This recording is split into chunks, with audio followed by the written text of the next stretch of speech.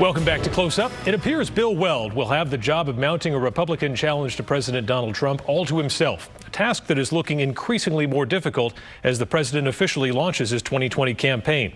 Joining us this morning is the former governor of Massachusetts, Bill Weld. Thanks for joining us, Adam. Always a pleasure. Appreciate you having you here. So when you first began your exploratory committee, there was a chance that the president could be significantly weakened politically by this time or by the end of the summer, either through the Mueller investigation or a number of other scenarios. None of that's really come to pass. So does that move the goalposts at all for you? Well, I would think that the Mueller report with the 10 examples of obstruction of justice did weaken the president. And, 2 weeks ago, 1,000 former federal prosecutors said, yeah, that's obstruction of justice. It's a criminal offense, and it's not even a close call.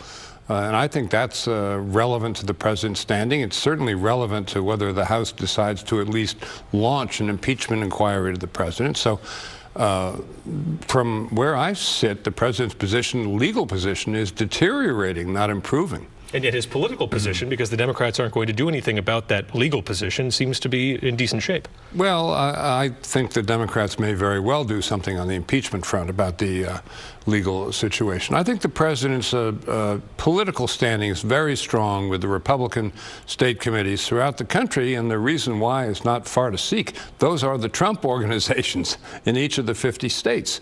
So my strategy is not to go try and charm them, because they're dug in for Trump. They're not going anywhere. My strategy is to enlarge the electorate, get more millennials, women voting.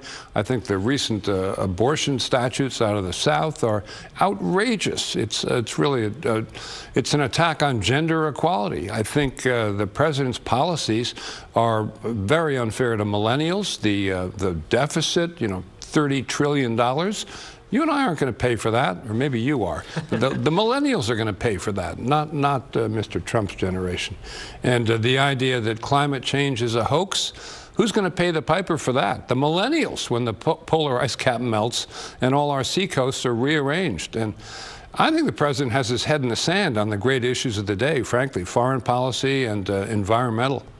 Circling back to the Mueller report one last time, you know the Attorney General personally. When he released his summary, you said you trusted him. Do you still trust him?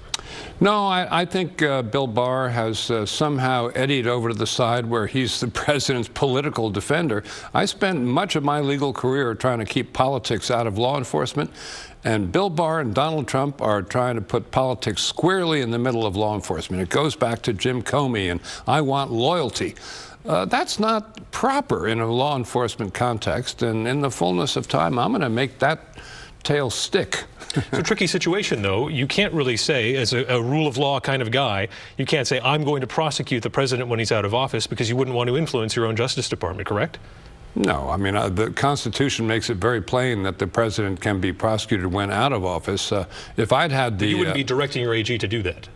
Well, on the contrary, if I'd had the case as Bob Mueller, I would have charged the president in a sealed indictment.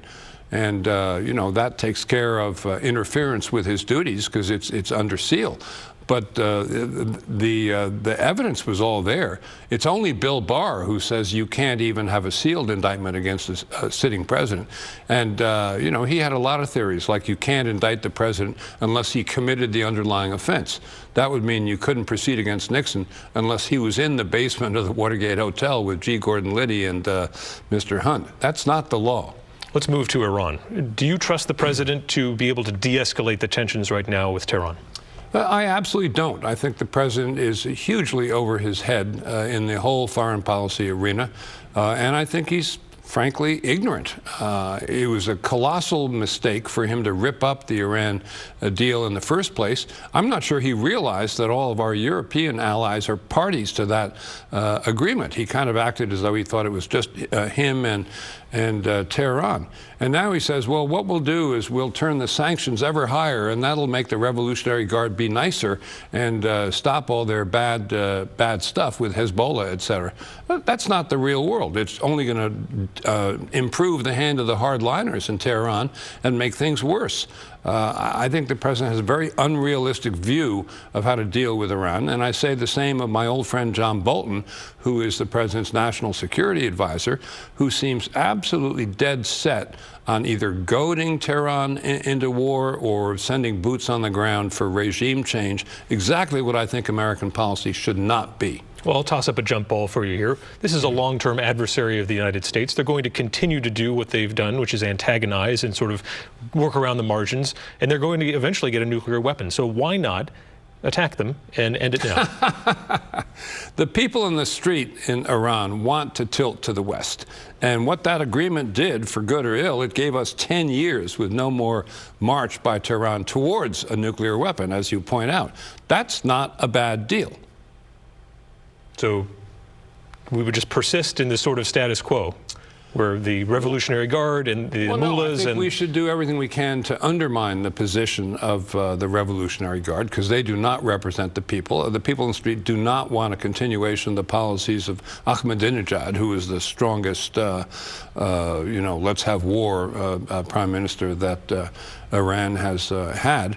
But I think the current policy of goading them and baiting them and taunting them and then pretending that we're restrained because we didn't launch a three-part strike because an unmanned drone was shot down, that's just theater. And I think just as a lot of the president's domestic policy, climate change is a hoax, free press is the enemy of the people, it's just rhetoric. I think the same is true of when he gets into international affairs, although then he's even more over his head.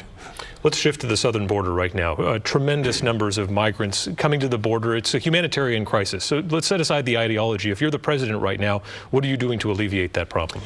The experts say we need more people down there, more drones. We need to make sure we don't have children in cages and children being ripped out of their mother's arms. You don't have to play it that way. That would cost some money, because that's a lot more people and a lot more processing. But it would be short money compared to a 200-mile-long, mile-high fence.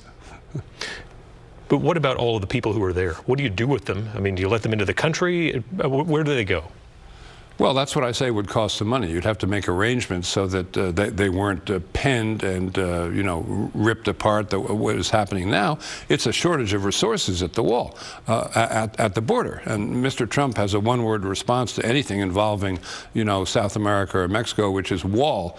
I'm saying if you're going to spend money, do what the experts say and have more people down there to process them. So I'm not saying, abandon the idea of asylum, but obviously we got to have better facilities, or you get these horror stories like you're getting right now. Shifting back here to New Hampshire, you're scheduled to attend PorcFest, the gathering of the Free State Project folks and libertarians here. Doesn't this kind of raise an eyebrow, perhaps, for the moderate Republicans who you've been trying to court a little bit, saying, I'm back, I'm in the Republican Party, I'm not a libertarian? Oh, no. Listen, I think the Free State is great. I've been a small L libertarian since I was in law school. I love this stuff. I'm going to wear a motorcycle jacket to that rally, and then I've got, the Pride Day in Portsmouth tomorrow. No, this is a great weekend. Is there anything less conservative than the idea of a bunch of people getting together and moving to a place to take over its politics? Anything less conservative? That seems pretty activist. Oh, I don't know. They're expressing themselves. They're not trying to take over Concord with guns. It's just a question of how they want to live their lives, and maybe it's aspirational, but I'm kind of on their side in saying they'd like less government. Matter of fact, that gets fairly fundamental with me. To the extent we can have less government and more personal liberties and individual rights, I like that. I'm a 10th Amendment man. The powers not expressly delegated to the federal government are reserved to the states or to the people, respectively. Another way of putting that is live free or die, baby. Are you confident you can win New Hampshire in this primary? I think I can win New Hampshire. It's a small state. I'm a New Hampshire type guy. I'm going fishing this afternoon. I'm at home in the woods with a gun.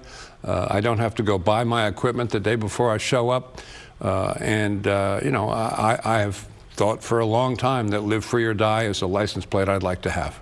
All right. Governor Bill Weld, we thank you for your time Adam. on Close Up. We'll see you out there on the campaign trail.